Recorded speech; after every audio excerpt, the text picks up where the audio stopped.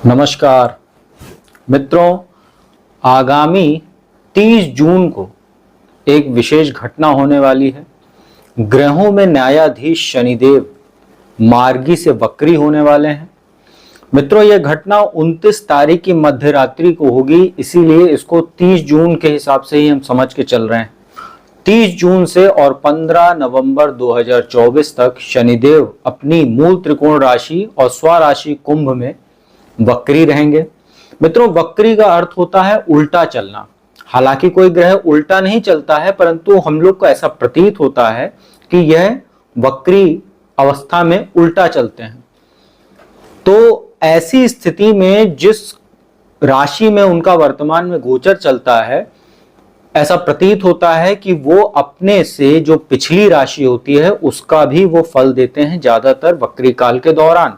इसीलिए उनका प्रभाव काफी हद तक बदल जाता है और यह आपके लिए जानना बेहद आवश्यक है। मित्रों, 17 जनवरी 2023 से ही शनिदेव का अपनी मूल त्रिकोण राशि और स्वराशि कुंभ में गोचर चल रहा है, जो 29 मार्च 2025 तक अनवरत जारी रहेगा। आज इस वीडियो में मैं आपको पार्ट 1 लेकर आया हूं। इसमें आपको मेष राशि से लेकर और कन्या राशि, जो शुरुआत की 6 राशियां हैं, उस पर शनिदेव के वक्री काल का क्या प्रभाव पड़ेगा उसकी संपूर्ण जानकारी दूंगा। बाकी की जो बची 6 राशियां, उसकी जानकारी आपको इस वीडियो के पार्ट 2 में मिलेगा। मित्रों, शनिदेव अभी मार्गी हैं और वो 29 जून की मध्य रात्रि को, अर्थात 30 जून की जो अर्ली मॉर्निंग रहेगी, उसमें वो वक्री हो जाएंगे और 15 नवंबर 2024 तक वो वक्री अवस्था में रहेंगे। मित्रों, शनिदेव की 3 दृष्टियां भी होती हैं, तीसरी, 7वीं और 10वीं।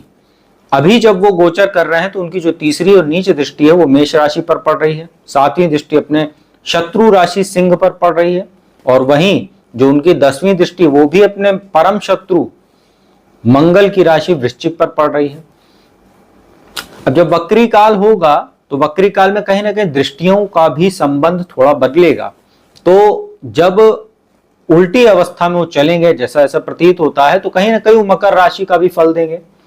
मकर राशि के फल देने की वजह से कहीं ना कहीं मीन राशि और जो होती है कर्क राशि और तुला राशि, इनको भी वो प्रभावित करने वाले रहेंगे। तो चलिए मित्रों, अब समय को ज्यादा व्यर्थ किए बिना अब आपको एक एक करके राशियों के संदर्भ में जानकारी देते हैं। सबसे पहले मंगल की राशि मेष की बात करते हैं। मित्रों, मेष राशि में अभी जो मंगल का माफ कीजिएगा शनि का गोचर चल रहा है वो बहुत ही शुभ स्थिति में है। लाभ स्थान में गोचर कर रहे हैं, दशमेश और लाभेश होकर लाभ भाव एकादश भाव में गोचर कर रहे हैं।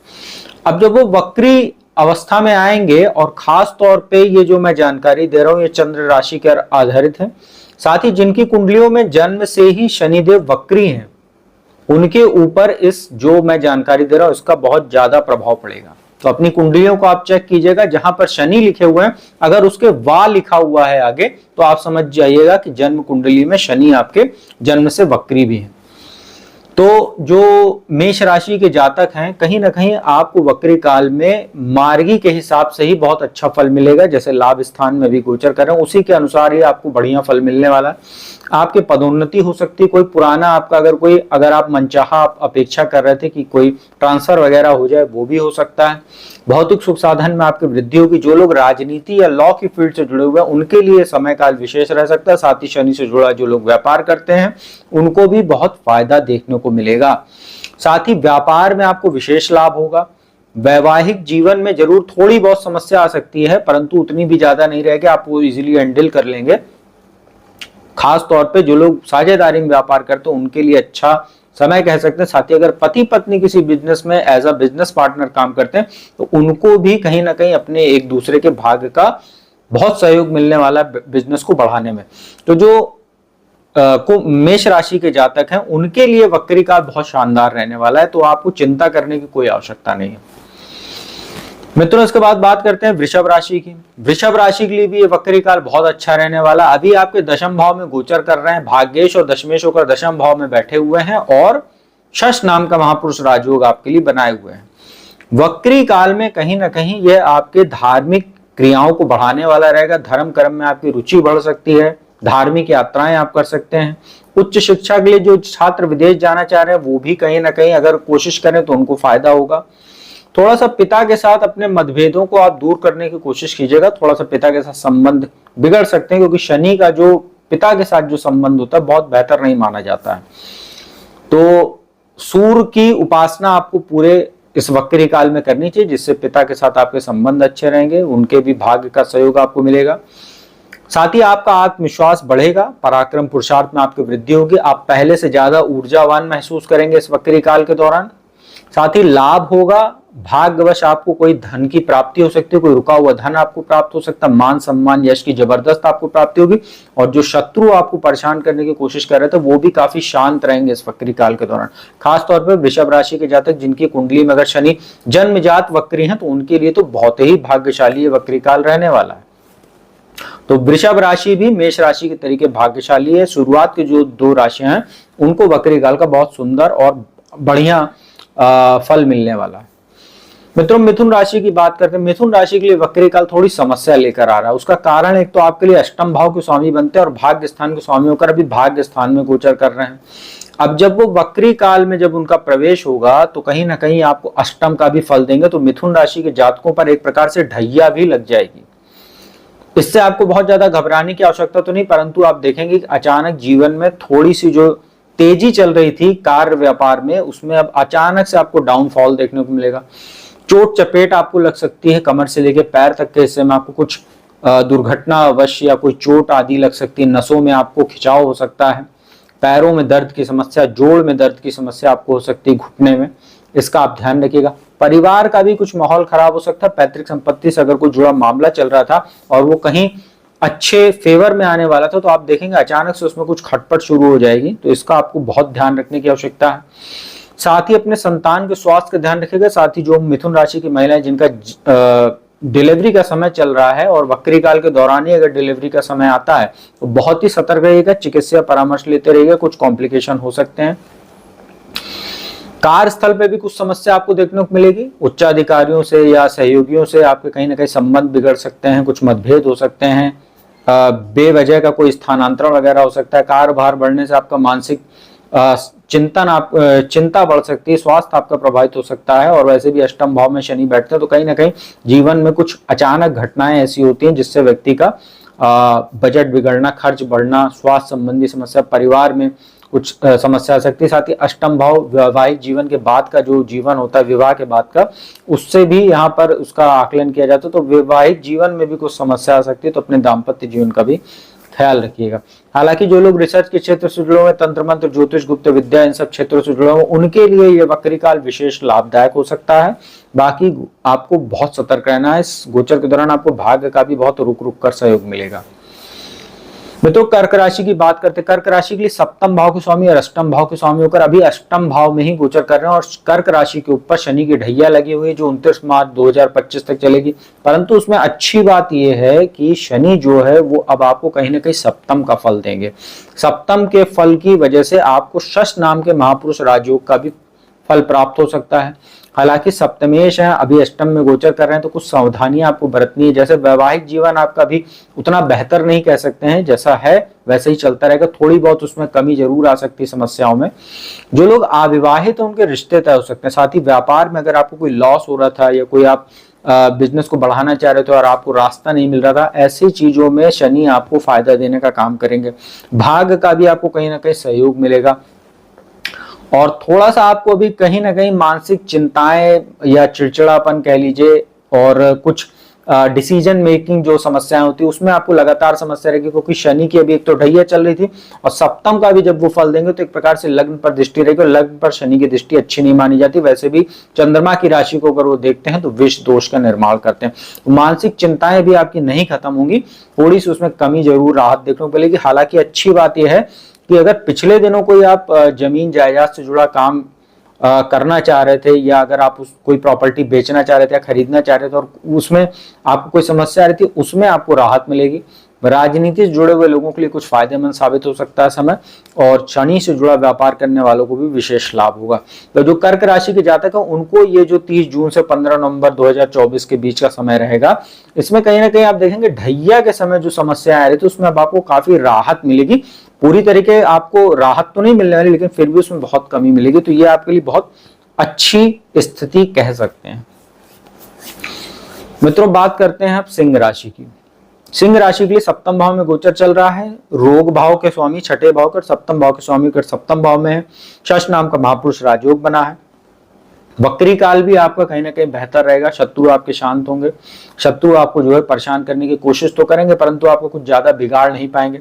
आपको ध्यान ये रखना है कि अपने पाचन का बहुत ध्यान रखिएगा। पेट वगैरह में समस्या हो सकती है, गैस, अपच, कब्ज आदि की शिकायत आपको हो सकती है, वायु विकार वगैरह हो सकता है। साथ ही अष्टम भाव पर भी एक प्रकार से दृष्टि पड़ेगी, तो गाड़ी वगैरह चलाते समय सावधानी बरतिएगा और कहीं ना कहीं कुछ चोट चपेट की भी संभावनाएं बनेगी। कमर से लेकर पैर तक के हिस्से का ध्यान रखिएगा। अगर पहले से कोई समस्या है तो वो बढ़ सकती है, तो चिकित्सीय परामर्श लेते रहिएगा। खर्च में आप देखेंगे कुछ बढ़ोतरी हो सकती है, चाहे वो घूमने फिरने को लेकर ट्रैवल पे खर्चा हो सकती है, परंतु आपको दिखावे पर खर्चे से बचना चाहिए। साथ ही किसी प्रकार का अनावश्यक कर्ज लेने से बचिएगा, अन्यथा वो कर्ज आपको चुकाने में इस वक्री काल में समस्या हो सकती है। साथ ही किसी को उधार भी मत दीजिएगा। मामा और ननिहाल पक्ष से कुछ संबंधों में कुछ खटास आ सकती है, इसका ध्यान रखिएगा। हालांकि जो छात्र प्रतियोगी परीक्षाओं की तैयारी कर रहे हैं और जिनकी कुंडली में शनि वक्री है जन्म से, तो सिंह राशि के ऐसे जातकों को इस गोचर के दौरान प्रतियोगी परीक्षाओं में सफलता के साथ साथ जो छात्र इंटरव्यू वगैरह देने जा रहे हैं उनको भी फायदा देखने को मिलेगा। यहां पर आपको यह ध्यान रखना है कि बैठे बैठे किसी वाद विवाद में खुद को मत उलझा लीजिएगा, अन्यथा आप किसी कानूनी मामले में भी फंस सकते हैं, इसका ध्यान रखिएगा। और पराक्रम आपका जरूर बढ़ेगा, बस आपको उसको सही दिशा में यूज करने की आवश्यकता है, वरना समस्या भी आपको आ सकती है। तो सिंह राशि वाले जातक जो है उनके लिए वक्री काल बहुत अच्छा भी नहीं है ना बहुत बुरा है, बीच का है, 50-50 है। तो आप ख्याल रखिएगा अपना। मित्रों, इस वीडियो के पार्ट 1 की अंतिम राशि कन्या की बात करते हैं। कन्या राशि वालों के लिए जो अभी गोचर चल रहा है वो छठे भाव में चल रहा है। कुंभ राशि में आपके लिए पंचमेश होते हैं और रोगेश होते हैं, और रोग भाव में गोचर चल रहा है। वक्री काल में कहीं ना कहीं पंचम भाव का जब वो फल देंगे, तो आपको ये ध्यान रखना है कि अपने संतान के स्वास्थ्य का ध्यान रखिएगा। उसके जो शिक्षा वगैरह है कहीं पद भ्रष्ट ना हो जाए, उसका शिक्षा आदि में मन से हो सकता मन ना लगे, तो इस सब चीजों का आप ध्यान रखना। आपकी बातें हो सकता वो ना माने इस वक्री काल के दौरान। जिन महिलाओं का कन्या राशि की जो महिलाएं हैं जिनका डिलीवरी का समय चल रहा है, उनको काफी संभल के रहना चाहिए। कोई कॉम्प्लिकेशन वगैरह आ सकता है, मिसकैरेज आदि की भी संभावना बन सकती है, तो काफी सतर्क रहिएगा। हालांकि आपको व्यापार में कुछ लाभ हो सकता है, अविवाहित लोगों के रिश्ते तय हो सकते हैं, लाभ में वृद्धि होगी, मान सम्मान भी बढ़ेगा क्योंकि लाभ भाव पर दृष्टि रहेगी। अचानक आपको धन लाभ वगैरह भी हो सकता है, क्योंकि धन भाव पर भी दृष्टि पड़ रही, तो अपने बुद्धि कौशल के माध्यम से आप धन की प्राप्ति कर सकते हैं। अगर आप लॉयर हैं या अगर आप पॉलिटिशियन हैं या शनि से जुड़ा व्यापार करते हैं, शनि से जुड़ा व्यापार मैं आपको एक बार बता भी देता हूं, नहीं तो आप समझ नहीं पाएंगे, बहुत लोग जो नहीं जानते। जैसे लोहे का काम, बिल्डिंग मटीरियल का काम, तंबाकू, सिगरेट, शराब आदि का काम, चमड़े से जुड़ा काम, शिपिंग इंडस्ट्री, मशीनरी, इन सब चीजों का काम जो होता है, या जैसे लोहा, सरिया, इन सब जुड़ा जो काम होता है उनको कहीं ना कहीं, और जो लॉ की फील्ड तो है ही, उसको पता ही है, पॉलिटिशियन वगैरह अगर आप हैं, ऐसे लोगों को फायदा हो सकता है, धन लाभ हो सकता है। वाणी भी आपकी कहीं ना कहीं कुछ प्रभावशाली रहेगी, जिससे आपके कुछ काम जो रुके हुए थे वो बन जाएंगे। बस आपको ओवरऑल जो है संतान का ही ध्यान रखना और अपनी बुद्धि को काफी बैलेंस करके चलिएगा। जल्दीबाजी में निर्णय मत लीजिएगा, अन्यथा इस वक्री काल में कोई बहुत ज्यादा बड़ा इन्वेस्टमेंट का या कोई बहुत बड़े फैसले लेकर अगर आप सोचें मैं कोई बहुत बड़ा तीर मार लूंगा, तो उसमें आपको कहीं समस्या भी आ सकती है, इसका आप ध्यान रखिएगा। मित्रों, यह था शुरुआत की 6 राशियों का शनि के वक्री काल में क्या प्रभाव पड़ेगा। उपाय की बात कर लेते हैं। आप लोग हनुमान जी की पूजा उपासना कीजिए, ये सबसे बेहतर रहेगा आप लोगों के लिए। हनुमान चालीसा, बजरंग बाण, हनुमान अष्टक का पाठ कीजिए। शनिवार को पीपल के वृक्ष के नीचे जाकर संध्या काल में सरसों के तेल का दीपक जलाइए। दशरथ कृत शनि स्तोत्र का पाठ कीजिए। ओम शं शनिश्चराय नमः इस मंत्र का यथासंभव जाप कर सकते हैं। रुद्राक्ष की माला से आप लोगों के लिए बेहतर रहेगा। इस वक्री काल के दौरान अगर संभव हो तो किसी भी शनिवार को, या हर शनिवार को तो नहीं संभव हो सकता, परंतु किसी भी एक शनिवार को भी अगर आप किसी जरूरतमंद को काला कपड़ा, काला छाता, जूता, कंबल काले रंग का, या किसी काले कपड़े में बांधकर काली उड़द की दाल, इन सब चीजों का आप दान करें तो अच्छा है। काले कुत्ते को भोजन खिलाए, उसमें रोटी में गुड़ जो है इसको आप दे सकते हैं, काली गाय को भोजन दे सकते हैं। ये सब जो उपाय हैं इसको करने से आपको कहीं ना कहीं शनिदेव की कृपा प्राप्त होगी और वक्री काल में आ रही कुछ समस्याएं जो होंगी वो भी दूर हो जाएंगी। तो उम्मीद करता हूँ वीडियो आपको अच्छी लगी होगी, इन्फॉर्मेटिव लगी होगी। वीडियो अच्छी लगी उसको लाइक कीजिएगा, कमेंट कीजिएगा, ज्यादा से ज्यादा शेयर कीजिएगा। और जो भी ज्यादा कुंडली विश्लेषण कराना चाहते हैं तो मेरा नंबर डिस्क्रिप्शन स्क्रीन दोनों पर उपलब्ध है, उस पर संपर्क करके आप लोग इजीली कांटेक्ट कर सकते हैं और मेरे द्वारा देश दुनिया के किसी भी कोने से आसानी से कुंडली विश्लेषण का लाभ प्राप्त कर सकते हैं। तो अब मैं अपने वाणी को यहीं विराम देता हूं। इसका वीडियो का पार्ट 2 लेकर जल्दी हाजिर होगा। तब तक के लिए ओम नमः शिवाय।